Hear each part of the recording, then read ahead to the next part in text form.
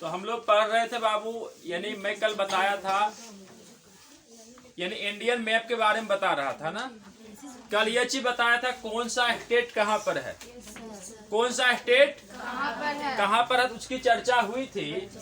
अब देखो कल मैं बताया था, बताओ इंडिया में कितना स्टेट है 28 और यूटी कितना है 29वां राज्य कौन सा है, गठन कब होता है 2 जून 2014। बताओ भाषाई आधार पे गठित होने वाला पहला राज्य कब गठित होता है।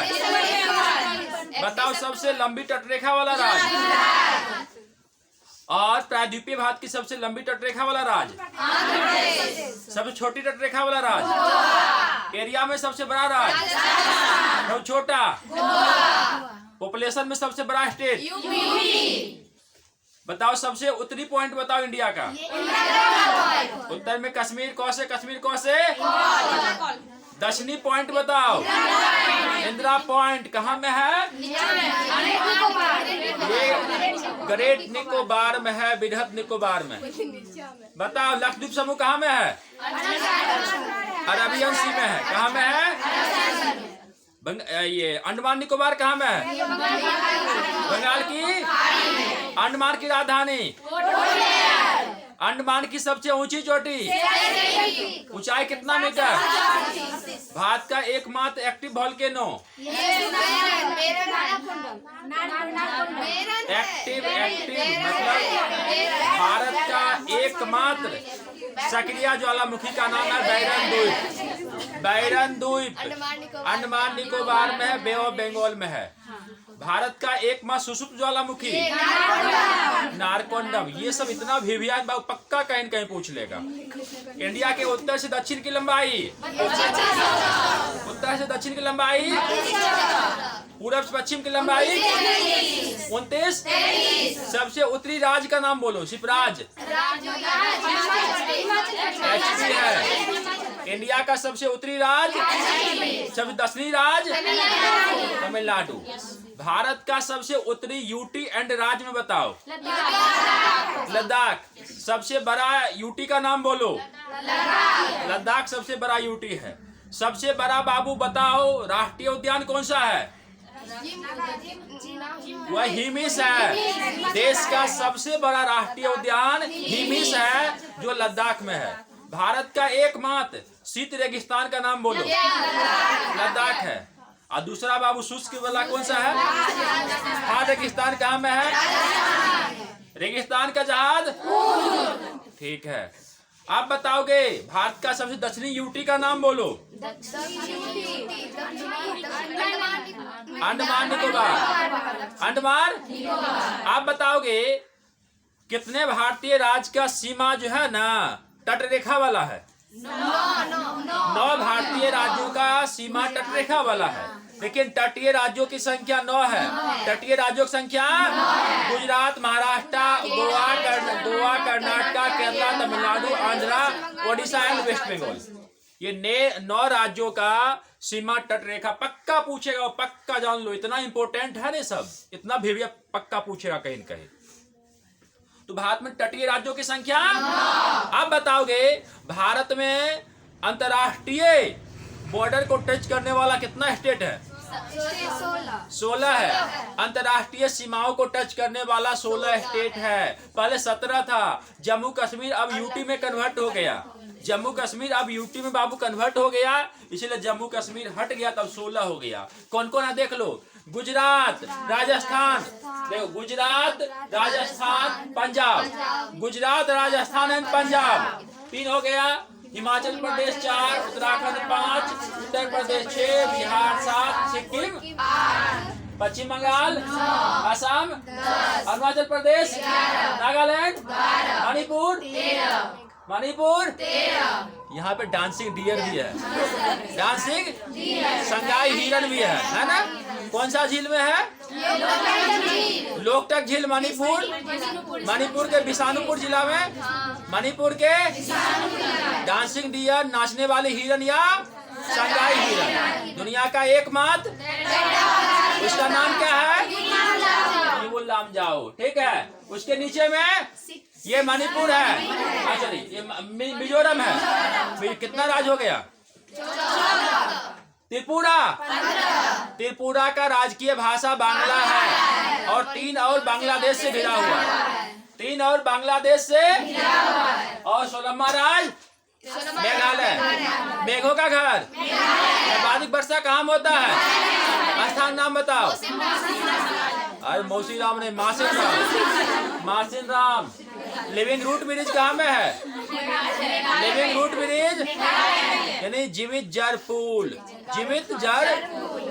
बाबू नेफेंथिस कहाँ पाई जाती है? नेफेंथिस या घटपर्णी, नेफेंथिस या घटपर्णी क्या है? ये बाबू कीटभक्षी पौधा है, पक्का पूछेगा। बताओ इंडिया में कौन सा ऐसा पौधा जो कीटभक्षी है? घटपर्णी या नेफेंथिस है। कहाँ पाई जाती है? मेघालय में। मेघों का घर गारो खासी जयंतिया की पहाड़ी मेघालय में है और जनजाति भी है, और जनजाति भी है।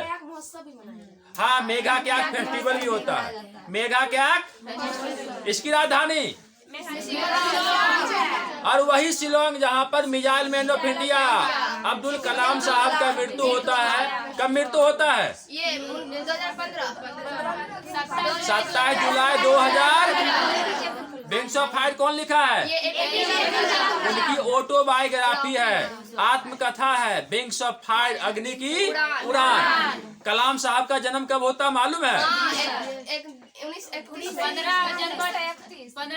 15 अक्टूबर 1931 को रामेश्वरम जिला के धनुषकोडी गांव में होता है। रामेश्वरम जिला के धनुषकोडी गांव में होता। देखो ये तमिलनाडु स्टेट है, तमिलनाडु स्टेट है। इसके तट को कोरोमंडल बोलते हैं। क्या बोलते हैं? और शीत ऋतु में, अभी बाबू जनवरी का महीना है ना बाबू, शीत ऋतु में सबसे अधिक वर्षा यही तमिलनाडु में होता है। कहाँ होता है? तमिलनाडु में। चेन्नई में बहुत ज्यादा बारिश होती है। आपसे क्वेश्चन पूछेगा शीत ऋतु में सर्वाधिक वर्षा कहाँ होती है? चेन्नई में होती है, तमिलनाडु में होती है। किस मानसून से होती है? उत्तर पूर्वी मानसून या लौटती हुई मानसून या प्रत्यावर्ती मानसून से सबसे अधिक वर्षा होती है। अगर आपसे पूछ देगा उत्तर भारत में शीत ऋतु में सर्वाधिक वर्षा किस कारण से होता, तो क्या बोलोगे? पश्चिमी कहाँ से आती है? भूमध्य सागर से निकलती है। कहाँ से निकलती है? और उत्तर भारत में सर्वाधिक वर्षा किस राज्य में होता है? उत्तर भारत में। जब पश्चिमी विक्षोभ से जब आएगी, देखो ना यहाँ पर पंजाब, हरियाणा, पश्चिमी यूपी। आपके बिहार में भी कुछ दिन पहले बारिश हुई थी, बूंदाबूंदी हुई थी ना, वो पश्चिमी विक्षोभ का ही इम्पैक्ट है। पश्चिमी विक्षोभ का ही। देखो दक्षिण पश्चिम, ये दक्षिण हो गया पश्चिम। दक्षिण पश्चिम मानसून का पदार्पण केरला में होता है। नहीं, भारत में मोर देन 70% बारिश, इंडिया में मोर देन 70% वर्षा जो होती है दक्षिण पश्चिम मानसून से होती है। किस मानसून से होती है? दक्षिण पश्चिम मानसून से होती है। और दक्षिण पश्चिम मानसून का पदार्पण जून के फर्स्ट वीक में होता है। कब होता है बाबू? जून के फर्स्ट वीक में होता है। कहाँ से होता है? अरब सागर से होता है। कहाँ से होता है? सबसे पहले कहाँ में इंटर करती है? केरला में इंटर करती है। और ये आपका पश्चिमी घाट पर्वतमाला है। क्या बाबू? ये अरब सागर से बाबू सटा हुआ, यानी महाराष्ट्र से लेकर यहाँ तक पश्चिमी घाट पर्वतमाला है। क्या है बाबू? और सबसे अधिक जैव विविधता भी है। आपसे क्वेश्चन पूछेगा इंडिया में सर्वाधिक जैव विविधता कहाँ पाई जाती है? क्या बोलोगे? पश्चिमी घाट पर्वतमाला। ये ऑप्शन नहीं रहेगा। कुमारना नीलगिरी की पहाड़ी, वो भी ऑप्शन नहीं रहेगा। तो साइलेंट वैली, मौन घाटी या शांत घाटी। साइलेंट वैली, मौन घाटी या शांत घाटी आपको केरला के पलक्कड़ जिला में है। केरला के पलक्कड़ जिला में है। और हाथी के लिए मशहूर है वो। हाथी बहुत ज्यादा होती है वहाँ पर। एलिफेंट होती है। प्रोजेक्ट एलिफेंट की शुरुआत 1992। प्रोजेक्ट एलिफेंट की शुरुआत। एक वेल का वजन कितना हाथी के बराबर होता है? एक है 30 हाथी के वेट के बराबर होता है।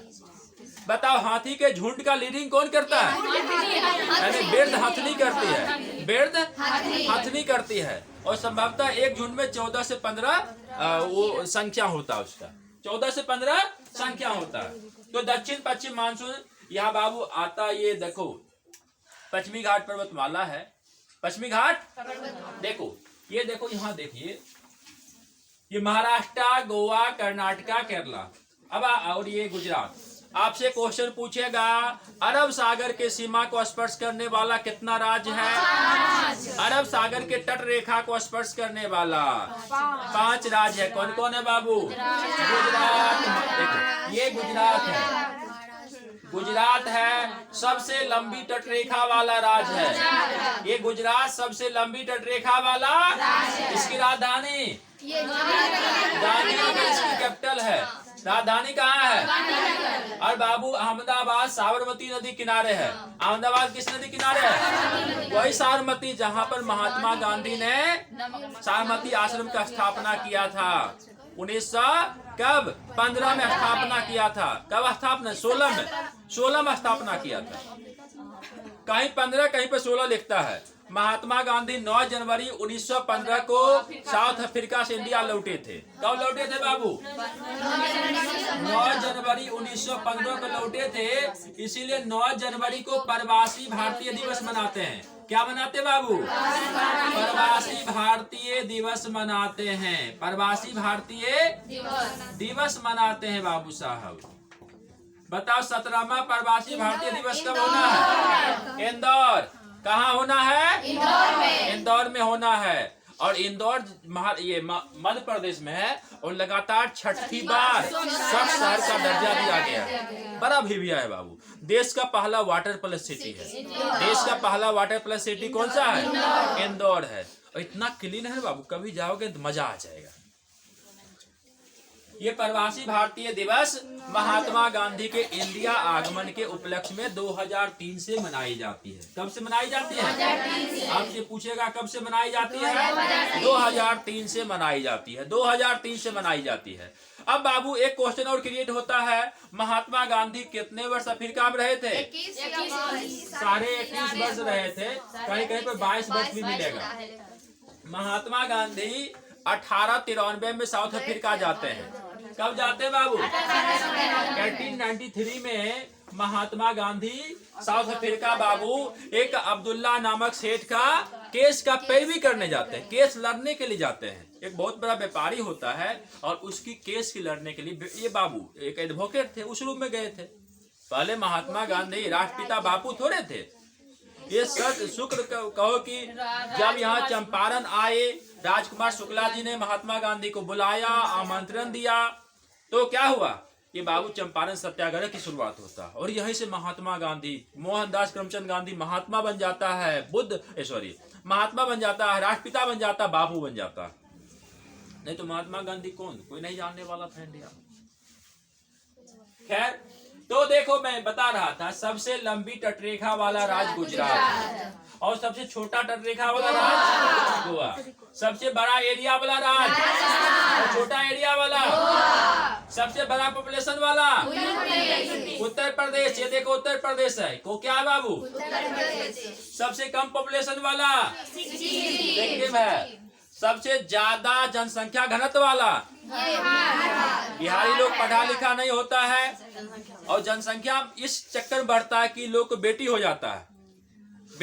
बेटा के चक्कर में पॉपुलेशन बढ़ते जाता है। मैं कई देखा हूँ कि 10 4-5 बेटी है और बेटा के चक्कर में अब जनसंख्या बढ़ती जा रहा है। जबकि मान के लो महिलाओं कोई जो दोष नहीं होता। अब मैं कल एक वीडियो देख रहा था कि एक मेधा परमार है, माउंट एवरेस्ट फतह करने वाली मध्य प्रदेश की पहली लड़की है और वो वहाँ की बेटी बचाओ बेटी पढ़ाओ के ब्रांड एम्बेसडर है मध्य प्रदेश की। अब एक वो बच्ची वीडियो जारी की थी, एक महिला की, तो बेटी होता है उसे घर से निकाल दिया जाता है। बेटी होने पर घर से निकाल दिया जाता है। अभी भी लोगों की धारणा नहीं बदला है। बस धारणा आप लोग बदल सकते हो पढ़ लिख कर। ठीक है, आप लोग इंडिपेंडेंट खड़े हो जाओगे ना, आत्मनिर्भर बन जाओगे तो ऑटोमेटिक ये कन्वर्ट हो जाएगा। आप कल दिन पढ़ लिख कर आप नौकरी में चले जाते हो या कोई अच्छे पायदान पे चले जाते हो, आप IAS IPS बन जाती हो, BDO CO दरोगा बन जाती हो, तो कोई कहने वाला नहीं मिलेगा। ठीक है, कोई आपके ना तो सासू बोलेगी ना तो सास बोलेगा, कोई नहीं है ना हस्बैंड बोलेगा, कोई नहीं बोलेगा। तो बाबू सबसे अधिक जनसंख्या घनत्व वाला और न्यूनतम घनत्व वाला। देखिए बेट देखिए, सबसे अधिक पॉपुलेशन, सबसे अधिक एरिया वाला, सब छोटा एरिया वाला, सबसे अधिक जनसंख्या वाला, सबसे कम जनसंख्या वाला, सबसे अधिक जनसंख्या घनत्व वाला, न्यूनतम घनत्व वाला। सर्वाधिक देखो वन मध्य प्रदेश में, सबसे अधिक वन किस राज्य में है? देखो ये मध्य प्रदेश में। और न्यूनतम वन वाला हरियाणा। अब देखो यहाँ पर सबसे अधिक वन है, तो वन में कौन रहता है? आदिवासी जनजाति लोग रहते हैं। आदिवासी जनजाति, जहाँ पे जंगल होगा, उनको जंगल से ही बाबू उनका लाइफ स्टाइल होता है, जंगल के ऊपर ही। आदिवासी नहीं होता, जनजाति नहीं होता, तो हम लोग मर जाते ऑक्सीजन कमी के कारण। हम लोग क्या करते हैं, बेचारा आदिवासी लोग, हमारा आदिम जनजाति, आदिम भाई लोग ही हमारे जंगल को बचाए हुए। नहीं तो हम लोग क्या करते हैं, जंगल को काट काट कर कंक्रीट का जंगल बसा रहे हैं, टाउन बसा रहे हैं, कंक्रीट का जंगल बसा रहे हैं। नहीं, और हम क्या जब पेड़ काट के कार खरीद रहे हैं, एसी लगा रहे हैं, जिससे CO2 गैस निकलता है, मोनोऑक्साइड गैस निकलती है, सीसा निकलती है, सल्फर डाइऑक्साइड निकलती है, PM 2.5 बहुत ज्यादा मात्रा में घुला हुआ है, PM 10 घुला हुआ है। आप देखो AQI 400, 500, मोर देन 900 कहीं कहीं का चला गया। क्यों? हम लोग उसके लिए जिम्मेदार हैं। बताओ, शहर बना लेते हैं, मल्टी स्टोरी बिल्डिंग सेटअप कर लेते हैं, क्या पेड़ लगाते हैं? एको पेड़ नहीं लगाते हैं।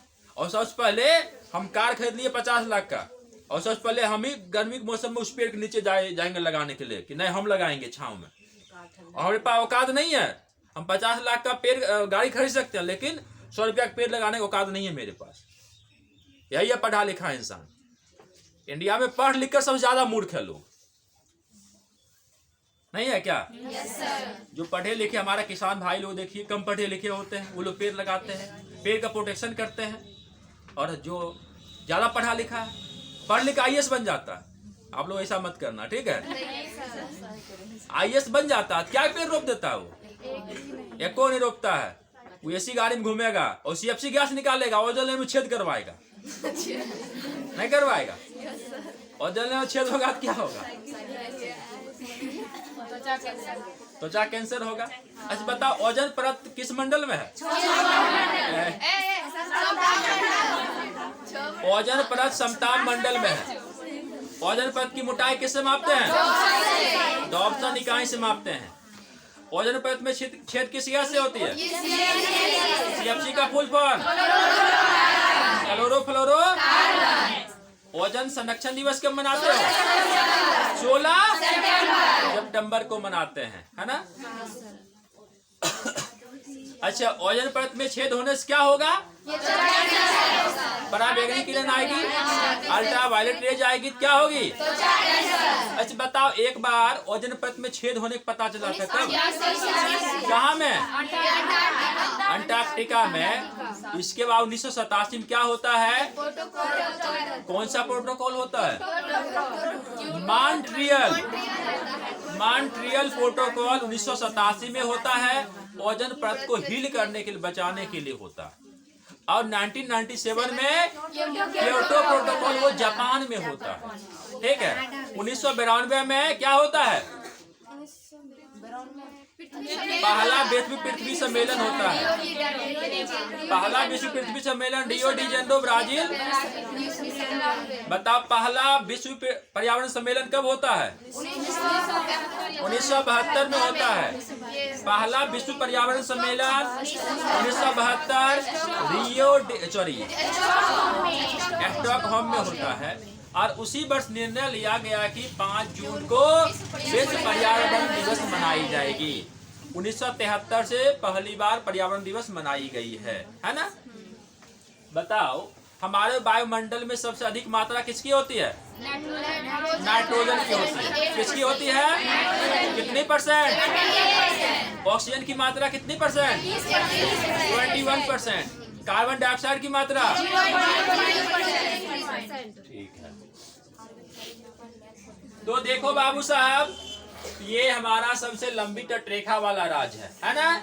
अब देखो यहाँ पर ये कच्छ का रन है, ये देखो ये कच्छ की खाड़ी है, ये वाला पार्ट दिख रहा होगा ना, ये देख लो अंदर धसा हुआ है पार्ट, ये कच्छ की खाड़ी है। क्या बाबू? क और ख, पहले क फिर ख, पहले क फिर ख, पहले क फिर ख, ये कच्छ की खाड़ी है, ये खंभात की खाड़ी है, ये कच्छ की खाड़ी है, ये खंभात की खाड़ी है।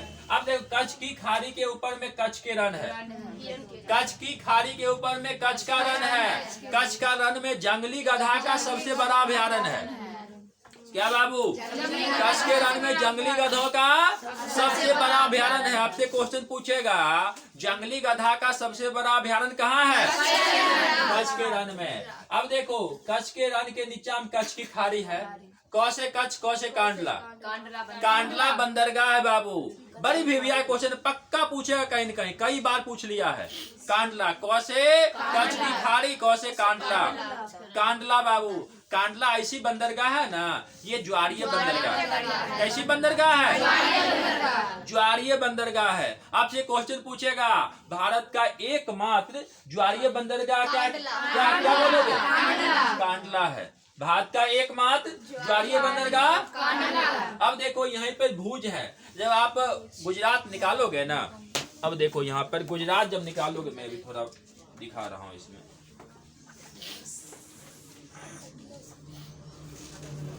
सबके पास देखो एटलस होना चाहिए बाबू, एटलस नहीं है तो कम से कम मैप होना चाहिए आपके पास। देखो ये बड़ा दिख रहा है क्या? ये देखो यही, ये गुजरात जो है ना, यही हमारा गुजरात है ये। अरे आगे तो लोग बैठो, पीछे काहे बैठ जाती है? दिखता है क्या? सच में गांव की लड़की लोग नहीं सुधरने वाले है।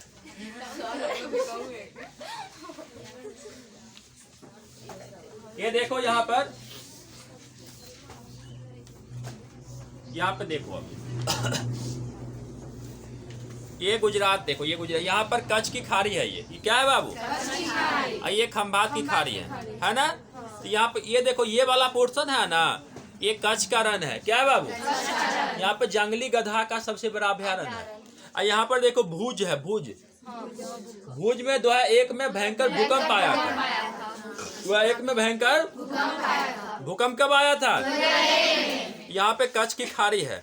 यहीं पर देखो कांडला है, कांडला बंदरगाह है। क्या बाबू? कांडला बंदरगाह ज्वारीय बंदरगाह है। ठीक है। अब देखो ये महात्मा गांधी का जन्म ये पोरबंदर हुआ। देखो यहाँ ये पोरबंदर है, यहाँ पर यहीं पर महात्मा गांधी का जन्म होता है। अब देखो इधर आइए, अब देखो यहाँ पे गिर है। देखो ये सोमनाथ, देखो सोमनाथ टेम्पल है ना, सोमनाथ टेम्पल गुजरात में है। ये पर दक्षिणी गुजरात में सोमनाथ टेम्पल है। यहीं पर आगे गिर है। देखो ये जूनागढ़ अभिलेख के बारे में पढ़ाए थे ना, रुद्ररामन प्रथम का जूनागढ़ अभिलेख, गिरनार अभिलेख। तो गिरनार पर्वत, गिर वन्य जीव अभयारण्य है ना। गिर अभयारण्य कहाँ है? गुजरात में, जहाँ पे एशियाई बब्बर शेर पाई जाती है। क्या पाई जाती है? एशियाई बब्बर शेर कहाँ पाई जाती है? गिर गुजरात में। देखो एशियाई बब्बर शेर कहाँ पाई जाती है? कांडला बंदरगाह कहाँ में है? कच्छ की खाड़ी गुजरात में। कच्छ की खाड़ी आप बताओगे जंगली गधा का सबसे बड़ा अभयारण्य? कच्छ के ज्वारीय बंदरगाह कौन सी है? अब देखो एगो भी आई है, ये पक्का सास के बेलना का मार खाएगी। और हम जहाँ शादी होगा हम जाके कहेंगे इसके सासू माँ को, ठीक है, कि पढ़ती लिखती है खूब बेलना से दांत तोड़ दीजिएगा।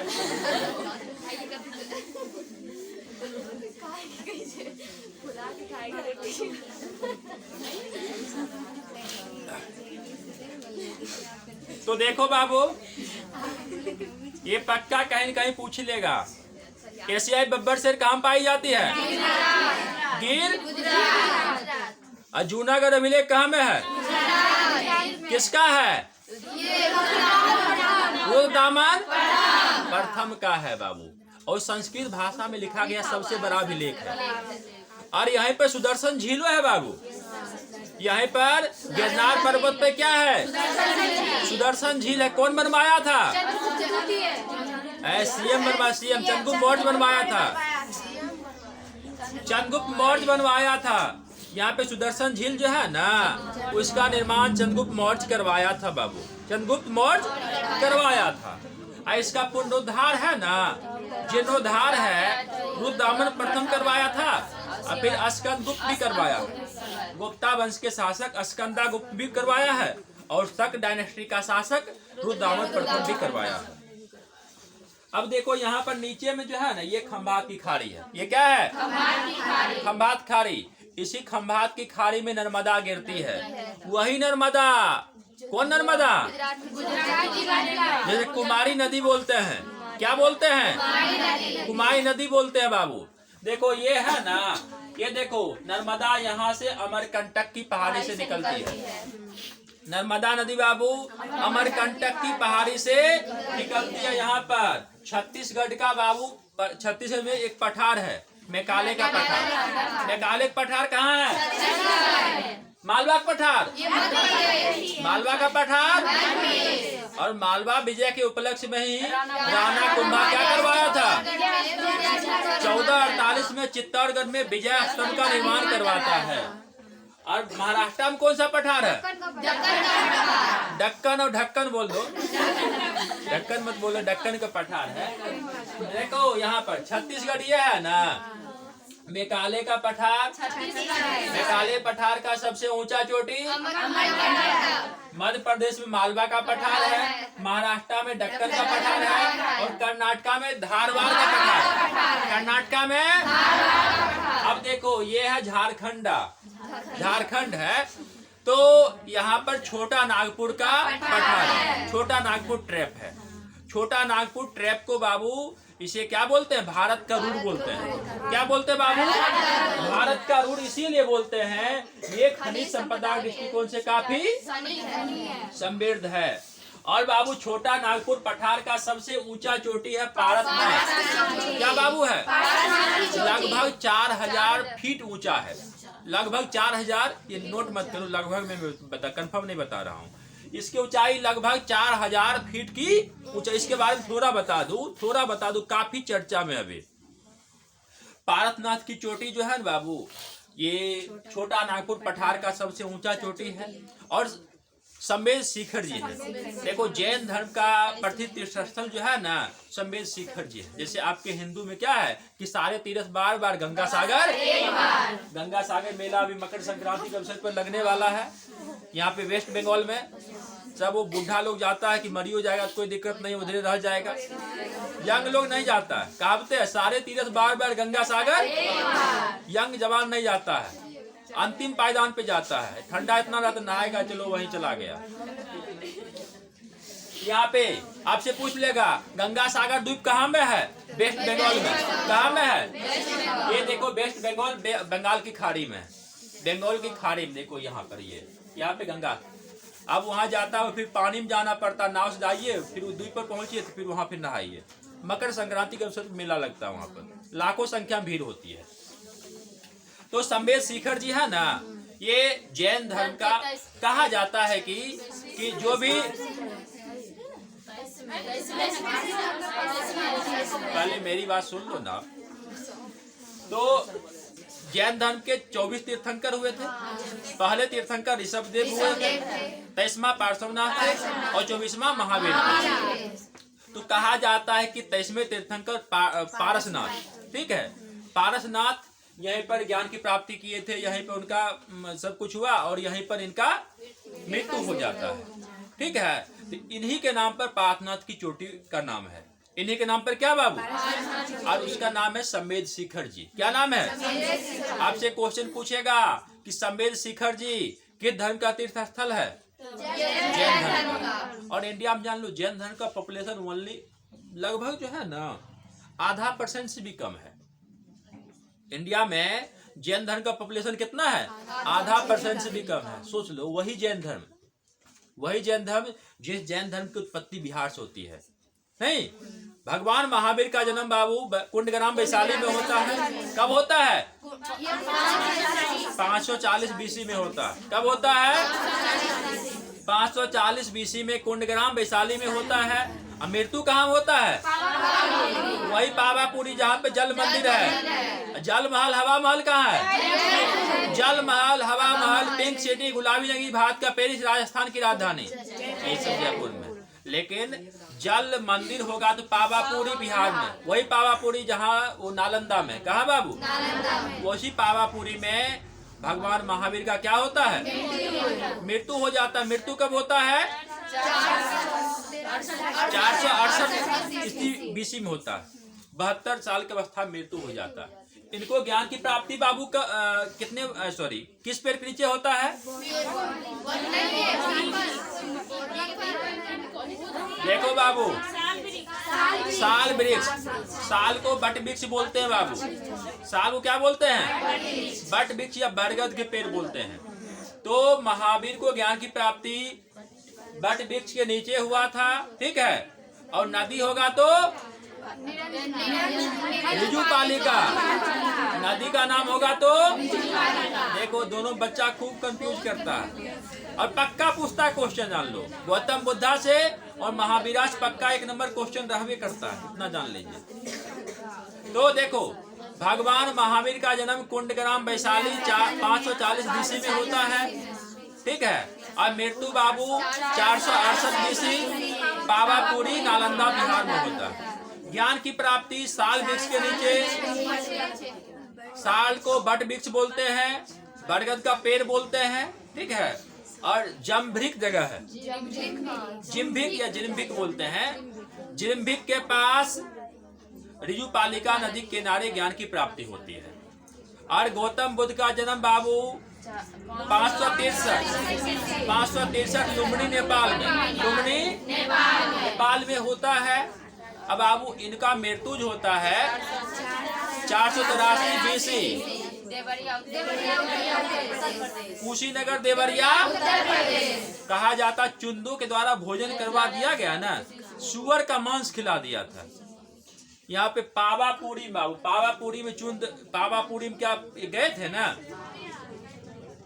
तो चुंद के द्वारा भोजन करवा दिया गया, बीमार हो गए, समझे। कहा था कि दस्त क्या बोलते हैं, कुछ डायरिया वगैरह हो गया था। फिर वहां से पैदल चले गए, जाते जाते इधर यहाँ से जाते जाते यहाँ कुछ दिन में जाकर मृत्यु हो जाता है। राजा श्रेष्ठीपाल के महल में शायद मृत्यु होता है।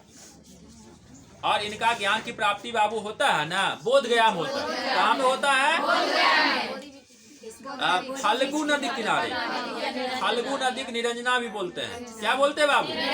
पहले उसका नाम था निरंजना, अब हो गया उसका नाम फाल्गु। उसी का आगे नाम है पुनपुन। वही पटना के समीप पुनपुन गंगा मिल जाती है। पुनपुन पटना के उत्तर में गंगा, पूरब में पुनपुन, पश्चिम में सोन नदी। हाँ, फतुहा के पास में पुनपुन है। हाँ, फतुहा एक टाउन है, ठीक है। उसके जस्ट बगल से पुनपुन नदी गुजरती है।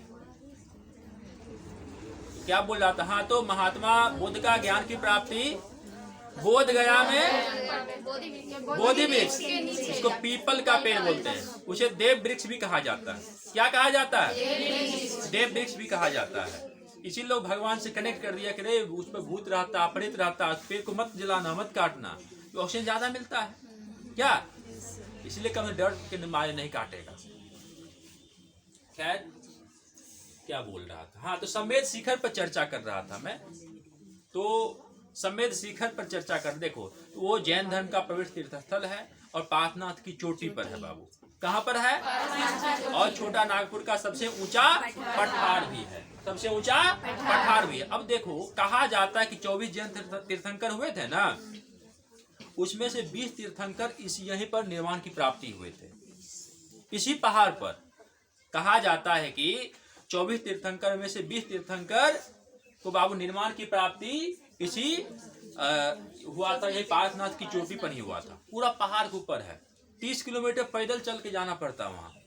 जिस तरह से आप बाबा देवघर जाते हो पैदल सुल्तानगंज से जल लेकर, उसी तरह से जैन धर्म के जो धर्मावलंबी होते हैं 30 किलोमीटर पैदल चल के, खाली पैर, चप्पल उप्पल नहीं, खाली पैर, पहाड़ के ऊपर है बाबू, 4000 फीट ऊंचाई पर है और पैदल चल के वहां जाना पड़ता है, चप्पल उप्पल कुछ नहीं।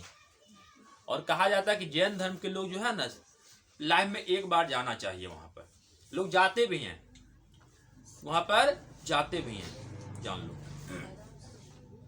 तो मैं बोल क्या बताना चाह रहा हूँ ना, ये यहाँ खंभाती खाड़ी पे आ गया था। तो देखो यहाँ पश्चिम को बहने वाली सबसे लंबी नदी धुआंधार जलप्रपात, सरदार सरोवर डैम, नर्मदा बचाव से कौन संबंधित है? ओंकारेश्वर बांध, कपिल धारा जलप्रपात, धुआंधार, दूधधारा, नर्मदा नदी पर है ना। ये सब क्वेश्चन 10 क्वेश्चन क्रिएट होता। 10 क्वेश्चन। नर्मदा की लंबाई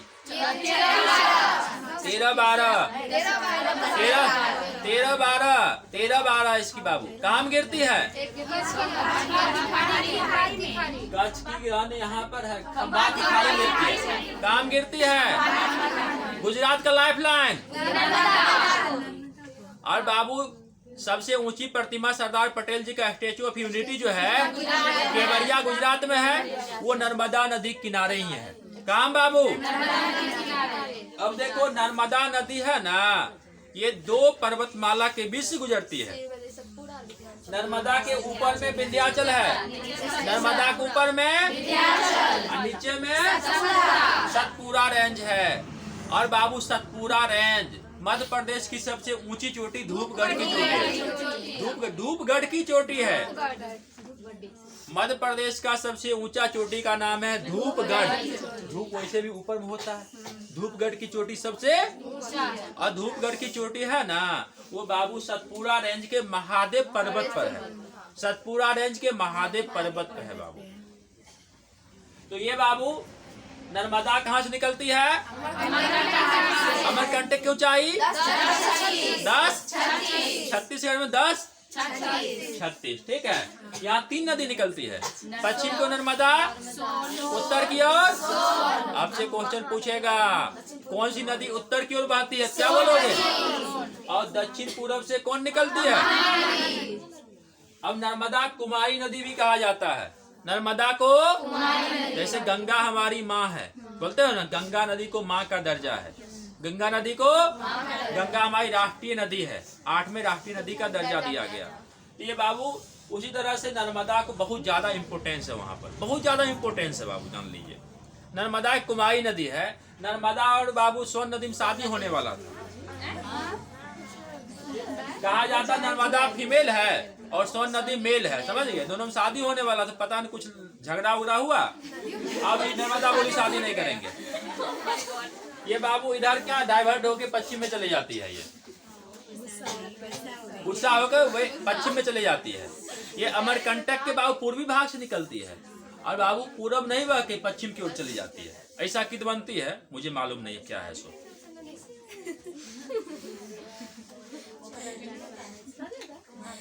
ओकर का भी शादी होता है, पूरा बाराती निकलता, भोज भात होता है।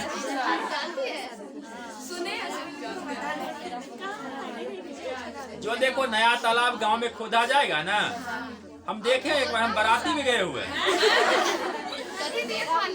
हैं, ऐसे ही भोज होता है। अरे गांव के लोग सब मिल जाता, समझे? और वो जो गांव तालाब बीच में होता है लकड़ी, क्या बोलते हैं उसको?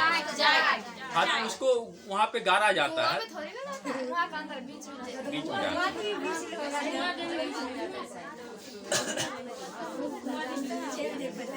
तो खैर छोड़िए, आइए बाबू।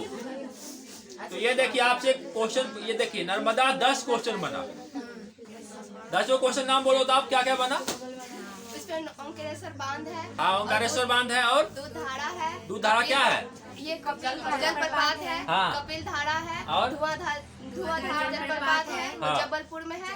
और ये 10, इसकी ऊंचाई कितना है? 10 मीटर है। और इसका जगह कितना है? 10 मीटर है ना। 10 मीटर है। ये जबलपुर में है। हाँ, कौन सा उस जगह का नाम बताओ ऊपर? ये बकरी और संबंधित है। भेड़ा भैरा घाट और लमेट घाट। भैरा घाट और बोलो। ये नर्मदा नदी है, वो गुजरात की जीवन रेखा है। हाँ और ये अमरकंटक की पहाड़ से निकलती है। हाँ और नर्मदा की लंबाई 13-12 है। हाँ और ये पश्चिम की ओर बहने वाली सबसे लंबी नदी है। हाँ। किन दो पर्वतमाला के बीच से गुजरती है? सतपुड़ा और विंध्याचल। उत्तर में कौन है नर्मदा के? नर्मदा के उत्तर में है विंध्याचल और ये दक्षिण में है सतपुड़ा। अच्छा, कहाँ में गिरती है ये खंभात की खाड़ी में गिरती है। स्टैच्यू ऑफ यूनिटी किनका ये सरदार वल्लभ भाई पटेल के 182 मीटर है ऊंचा है। ठीक है, बैठ जाओ। चलो अब देखो यहाँ खंभात की खाड़ी में देखिए, आइए एक रसायन बंदरगाह है जिसका नाम होता दाहेज। जानते हो ना? दाहेज क्या रसायन बंदरगाह है। भारत का एकमात्र रसायन बंदरगाह क्या है? दाहेज है। आपसे क्वेश्चन पूछेगा, रसायन बंदरगाह ज्वारीय बंदरगाह कांडला कहाँ में है? कच्छ की खाड़ी में। और दाहेज कहाँ में है? दाहेज खंभात खाड़ी में। अब देखो खंभात की खाड़ी में कौन कौन नदी गुजरती है, गिरती है। नर्मदा एक हो गया, माही नदी, साबरमती नदी, ठीक है। नर्मदा, माही, साबरमती तीनों बाबू खंभात की खाड़ी में गिरती है। और पश्चिम की ओर बहने वाली सबसे लंबी नदी नर्मदा है। अब माही नदी है ना बाबू, कर्क रेखा मतलब कर्क रेखा को 2 बार काटती है। क्या करती है बाबू? अब देखो यहाँ पर ही होता है क्या, देखिए यहाँ पर जैसे ये मध्य प्रदेश से निकली ऐसे करके थी, ये मध्य प्रदेश यहाँ पर बाबू यहाँ से निकली, ये फिर राजस्थान चली गई, फिर गुजरात होते हुए यहाँ पे खंभात की खाड़ी में गिर जाती है। कर्क रेखा ऐसे जा रही है, तो इधर इधर इधर काट दिया। कर्क रेखा 8 भारतीय राज्यों से गुजरती है। मृत पर गमछा घास देखो कहाँ गए, ये देखो 23.5 डिग्री उत्तरी अक्षांश को कर्क रेखा बोलते हैं। क्या बोलते हैं बाबू? 23.5 डिग्री उत्तरी अक्षांश को कर्क रेखा बोलते हैं, जो 8 भारतीय राज्यों से गुजरती है। अब कौन कौन देख लो है? गुजरात, राजस्थान, मध्य प्रदेश, छत्तीसगढ़, झारखंड, पश्चिम बंगाल, त्रिपुरा एंड मिजोरम 8 राज्यों से गुजरती है। कहेगा किस शहर से गुजरती है? रांची से। देखिए मैम में आप देखिएगा, जब सीटेट का एग्जाम दोगे ना तो पूछ देगा बताइए कौन सा शहर, जैसे भोपाल यहाँ पर है, अब कहेगा जयपुर यहाँ है, कहेगा भोपाल के किस दिशा में जयपुर है? ये उत्तर पश्चिम में। वो सबका ज्ञान जरूरी है। कभी कभी यूपीएससी में जब परीक्षा दोगे ना पीटी में, पूछ देगा बताइए कौन सा शहर कर्क रेखा के सबसे निकटतम है? शहर तो अब वो रांची ऑप्शन नहीं दिया। नहीं होगा। अब देखो, अब जब तक जानोगे तब तक बाबू मालूम नहीं हो पाएगा। या दे देगा कि किस जिला से कर्क रेखा गुजरती है। आप जैसे हल्का फुल्का परीक्षा देते हो, जैसे रेलवे एसएससी सब दरोगा बीपीएससी पूछ लेगा कितने राज्य से गुजरती है, किस शहर से गुजरती है। लेकिन जब यूपीएससी में डीप में क्वेश्चन पूछेगा न, किस राज्य से गुजरती है, किस जिला से गुजरती है। जब आईएएस बनोगे दिमाग को और क्रिएटिव होना चाहिए ना, वैसे थोड़ी एक जिला का जिलाधिकारी बन जाओगे। खैर, तो ये 8 राज्यों से गुजरती है बाबू। कर्क रेखा किसको बोलते हैं? जो और भारत का मानक समय बाबू क्या है? यानी जीएमटी। और भारत के मानक समय 5.5 घंटा का भारत का मानक समय मिर्जापुर से उत्तर प्रदेश से गुजरती है। 82.5 डिग्री पूर्वी देशांतर को भारत का मानक समय कहा जाता है। ये उत्तर प्रदेश की मिर्जापुर से गुजरती है और 5 राज्यों से गुजरती है, UP, MP, Chhattisgarh, Orissa and Andhra. आपसे क्वेश्चन पूछ लेगा किस राज्य से गुजरती है, हल्का फुल्का परीक्षा दोगे तो। और डीप में पूछेगा किस राज्य से नहीं, 5 राज्य के नाम याद रखना चाहिए, ठीक है। UP, MP, CG, UP, MP, CG, OD and AP. UP मतलब Uttar Pradesh, MP Madhya Pradesh, CG Chhattisgarh, OD Orissa, AP Andhra Pradesh. 5 राज्यों से गुजरती है, समझ गए ना। अब देखो ये बाबू खंभात की खाड़ी में 3 नदी गुजरती है, गिरती है, साबरमती, नर्मदा और माही नदी। माही नदी। अब देखो यहाँ पर बाबू एक भावनगर है, भावनगर। केंद्रीय नमक कैसे बिकता है? भाव भाव की दाम बिकता है भावनगर नहीं। पहले लोग पुराने जमाने लोग ने भाव क्या कैसे भाव है नहीं। तो बाबू भावनगर में क्या है? केंद्रीय नमक अनुसंधान राष्ट्रीय नमक अनुसंधान केंद्र है। और बाबू नमक का सबसे ज्यादा प्रोडक्शन गुजरात में होता है। कहाँ होता है नमक का सबसे ज्यादा प्रोडक्शन? और यहीं पर देखो सूरत है, ये डायमंड सिटी है, ये सूरत है ना। यहाँ पर खंबात खाड़ी के पूर्व में सूरत है बाबू। सूरत को डायमंड सिटी बोलते हैं। डायमंड मतलब हीरा। हीरा अनुसंधान केंद्र भी सूरत में है। हीरा अनुसंधान केंद्र कहाँ है? सूरत में है बाबू। कहाँ में है? सूरत में है। सबसे ज्यादा हीरा की कटाई वगैरह होती है, समझ गए। अब लेकिन हीरा की खान पूछेगा पन्ना मध्य प्रदेश। हीरा खान कहाँ है? वही पन्ना जहाँ पर पन्ना टाइगर रिजर्व है। पन्ना टाइगर। इसके जस्ट बगल में बाबू वो है खजुराहो टेम्पल है, खजुराहो मंदिर है जो पंचायतन शैली में निर्मित है। चंडेल शासक बनवाया है। मध्य प्रदेश के छतरपुर जिला में, मध्य प्रदेश के छतरपुर जिला में है। इसके ठीक दक्षिण बाबू एक नया टाइगर रिजर्व बन रहा है, रानी दुर्गावती टाइगर रिजर्व बन रहा है। ये सागर होकर दमोह वगैरह मिला के बन रहा है मध्य प्रदेश में। उत्तर प्रदेश में नया बन रहा है रानीपुर टाइगर रिजर्व। देखो यहीं पर बन रहा है, चित्रकूटा में बन रहा है। चित्रकूट में रानीपुर टाइगर रिजर्व बन रहा है नया वाला। ये बाबू गुजरात देखिए, यहीं पर गुजरात में बाबू सोमनाथ टेम्पल है। कौन सा टेम्पल है? सोमनाथ टेम्पल पार्कमेंट कौन किया था पहली बार? गजनबी 1001 में पहली बार किया था। और अंतिम आगमन कब था? 1027 में, 1025 में था, ठीक है। लेकिन सॉरी सोमनाथ में 1025 में था, लेकिन 1027 में जाटों के विरुद्ध था उसका अंतिम अभियान था उसका। जब 1025 में लूट के ले जा रहा था सोमनाथ मंदिर को, तो जाट लोग को छीन लिया इससे भी छीन लिया। कारू के बदला चुकाने फिर आएंगे। जो बचा ना पहले रख आया सामान सब, मूर्ति वगैरह रख आया, कहा फरिया लेंगे तुमसे, फिर फरियाने आया था ये। अभी बाबू लव 100 क्वेश्चन पे चर्चा हुआ। अब देखो 100 तो एक दो क्वेश्चन पक्का कौन कौन परीक्षा मिल ही जाएगा।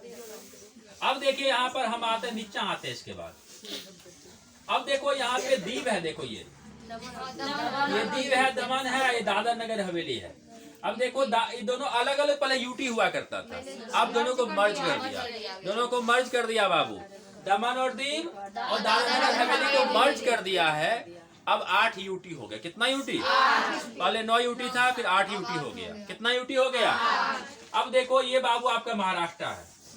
तो बाबू अब मैं ये बता रहा था कि अरब सागर के सीमा को स्पर्श करने वाला या तट को स्पर्श करने वाला कितना राज्य है? बंगाल खाड़ी का स्पर्श करने वाला 4 है। तमिलनाडु, आंध्र, ओडिशा, वेस्ट बंगाल 4 है। तो तटीय राज्यों की संख्या कितना? 5 4 9। पक्का कहीं न कहीं पूछ लेगा, जान लो। इसीलिए दिमाग ब्रेन में सेटअप हो जाना चाहिए, नहीं समझे? सबसे लंबी तटरेखा वाला राज्य और छोटा प्रायद्वीपीय भारत की सबसे लंबी तटरेखा वाला, या दक्षिण भारत की सबसे लंबी तटरेखा वाला राज्य? दक्षिण भारत में बाबू ये नहीं आता है, समझ? गुजरात नहीं आता दक्षिण भारत में, समझ गए ना? दक्षिण भारत ये, दक्षिण भारत को प्रायद्वीपीय भारत भी बोलते हैं। क्या बोलते हैं? प्रायद्वीप का मतलब समझते हो? वह लैंड, वह स्थलीय भूभाग जो 3 और जल से घिरा हुआ, 3 और जल से घिरा हुआ होगा, उसे प्रायद्वीप बोलते हैं। देखो द्वीप जिसके जैसे अब देखो अंडमान चारों ओर पानी है, चारों ओर पानी होगा, द्वीप हो जाएगा। और कई द्वीपों का सीरीज होगा, कई द्वीप होगा, क्या हो जाएगा? द्वीप समूह हो जाएगा। लेकिन पराय नहीं कहता, पराया द्वीप। पराया मतलब लगभग, पराया मतलब क्या होता है? तो 3 और देखो साउथ इंडिया का 3 भाग बाबू क्या है? पानी है, और 1 भाग मेनलैंड से जुड़ा हुआ, इसीलिए प्रायद्वीप हो गया। क्या हो गया बाबू? प्रायद्वीपीय भारत की सबसे लंबी नदी गोदावरी है। गोदावरी की लंबाई, गोदावरी कहाँ से निकलती है? देखो गोदावरी त्रंबक की पहाड़ी नासिक के पास से निकलती है। दक्षिण भारत की सबसे लंबी नदी गोदावरी है। दक्षिणी गंगा, वेद गंगा, दक्षिणी गंगा या वेद गंगा। दक्षिण भारत की सबसे लंबी नदी गोदावरी है। ठीक है, गोदावरी नासिक के पास त्र्यंबकेश्वर से निकलती है और नासिक को बाबू ग्रेप सिटी ऑफ इंडिया बोलते हैं। नासिक में अंगूर का सबसे ज्यादा प्रोडक्शन होता है। अंगूर में टोटेरिक अम्ल होता है और अंगूर के खेती क्या बोलते हैं?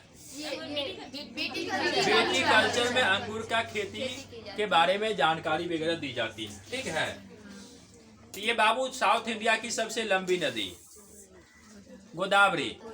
प्रायद्वीपीय भारत या दक्षिण भारत की सबसे लंबी नदी गोदावरी। एक और क्वेश्चन बहुत इंपॉर्टेंट है, भारत में बहने वाली सबसे लंबी नदी गंगा हो गया।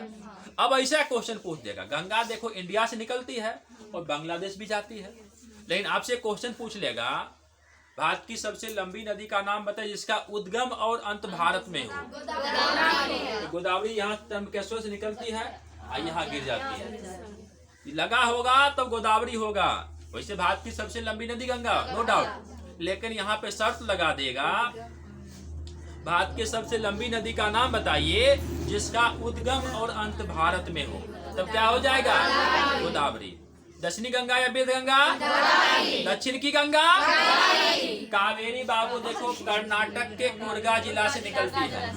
कावेरी दक्षिण की गंगा कावेरी कर्नाटक के कोरगा जिला के ब्रह्मगिरी पहाड़ी से निकलती है। कहाँ से निकलती है? कर्नाटक के कोरगा जिला के ब्रह्मगिरी पहाड़ी से निकलती है और दो राज्यों से बहती है। देखो कर्नाटक एंड तमिलनाडु, कर्नाटक एंड और बंगाल की खाड़ी में गिर जाती है। बंगाल की खाड़ी में बे ऑफ बंगाल में गिर जाती है बाबू। लेकिन लाभान्वित होने वाला राज्य पूछेगा तब कर्नाटक, तमिलनाडु एंड केरला। अब देखो एक और है कृष्णा। कृष्णा नदी बाबू महाबालेश्वर की पहाड़ी महाराष्ट्र से निकलती है। अब देखो ये गोदावरी हो गया, कृष्णा हो गया। आप देखो कृष्णा गोदावरी केजी बेल्ट बोलते हैं। क्या बोलते हैं? KG belt. इस बाबू दो नदियों के बीच का क्षेत्र को द्वाब बोलते हैं। और द्वाब भूमि काफी फर्टाइल होता है, काफी उपजाऊ होती है। तो यहाँ फसल का प्रोडक्शन ज्यादा होता है, चावल बहुत ज्यादा होता है। आपसे क्वेश्चन पूछेगा केजी बेल्ट किस फसल के लिए फेमस है? अब देखो धान की डलिया चावल का कटोरा होगा ना तो केजी बेल्ट होगा। धान की डलिया छत्तीसगढ़, ठीक है, और चावल कटोरा होगा तो केजी बेल्ट होगा, कृष्णा गोदावरी का बेल्ट। अब बाबू केजी बेल्ट में है ना, यहाँ पर जो बंगाल की खाड़ी में दोनों नदी के बीच में प्राकृतिक गैस बहुत ज्यादा पाई जाती है। क्या पाई जाती है? तो कृष्णा गोदावरी बेल्ट में है ना बाबू प्राकृतिक गैस भी बहुत ज्यादा होती है। क्या होती है? प्राकृतिक गैस भी बहुत ज्यादा होती है। तो देखो ये आपका महाराष्ट्र, देखिए इतना महाराष्ट्र बहुत ज्यादा इम्पोर्टेंट है। अजंता की गुफा, एलिफेंटा गुफा, एलोरा गुफा, भाजा की गुफा, भाजा गुफा, कन्हेरी गुफा, नहीं इतना इम्पोर्टेंट मैं पूछवे करता।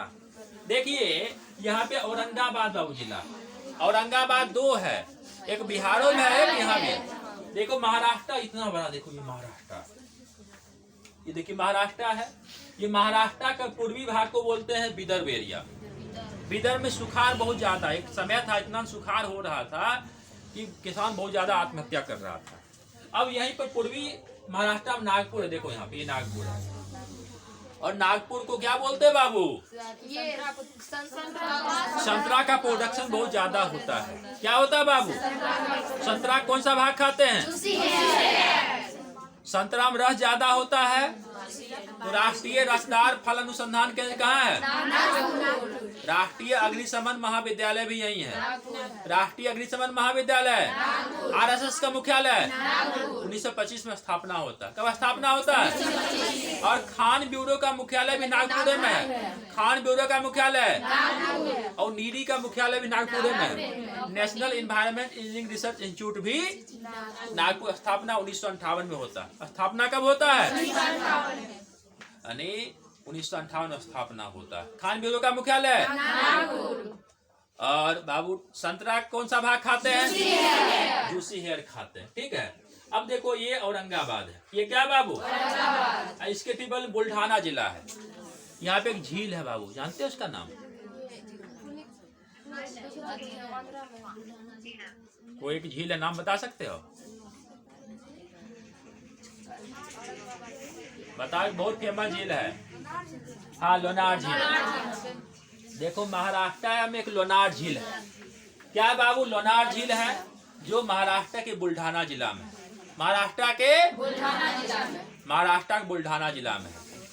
और महाराष्ट्र में काली मिट्टी बहुत ज्यादा होती है। महाराष्ट्र में काली मिट्टी होने के कारण बाबू कपास की खेती ज्यादा होती है। काली मिट्टी को कपासी मिट्टी भी बोलते हैं। क्या बोलते हैं? कपासी मिट्टी। काली मिट्टी को कपासी मिट्टी भी कहा जाता है। और नागपुर में कपास अनुसंधान केंद्र भी खोला गया है। नागपुर में कपास अनुसंधान केंद्र भी खोला गया है। और महाराष्ट्र में ही बाबू वो हैं, नितिन गडकरी साहब हैं। गडकरी विद्रोह भी महाराष्ट्र में होता है। गडकरी विद्रोह कहाँ में होता है? और इतना अच्छा काम कर रहे हैं नितिन गडकरी साहब, बहुत अच्छा काम, ड्राई ऑनेस्ट। मोदी सरकार में सबसे बढ़िया कोई मिनिस्टर है तो यही है, नितिन गडकरी जी हैं। नरेंद्र मोदी से भी ईमानदार हैं ये। इतना ड्राई ऑनेस्ट, ऐसा हर मिनिस्टर को होना चाहिए। तो देखो बाबू, तो यहाँ पर ये लोनार झील बुल्ढाना जिला में। औरंगाबाद यहाँ पर है बाबू। औरंगाबाद का स्थापना औरंगजेब ने करवाया था। औरंगाबाद का स्थापना कौन करवाया था? औरंगजेब करवाया था अपनी बीबी राबिया दुर्रानी की याद में। यहाँ पर बाबू बीबी का मकबरा बनवा दिया। क्या बनवा दिया? बीबी का मकबरा औरंगाबाद में है। अपनी बीबी राबिया दुर्रानी की याद में बीबी का मकबरा औरंगाबाद बनवा दिया। औरंगजेब को जिंदा पीर बोलते हैं। क्या बोलते हैं? जिंदा पीर बोलते हैं।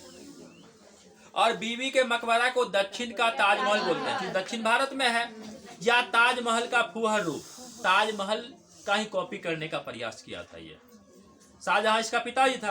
कहा बाप हमने बनवाया तो हम भी बनवा देते हैं।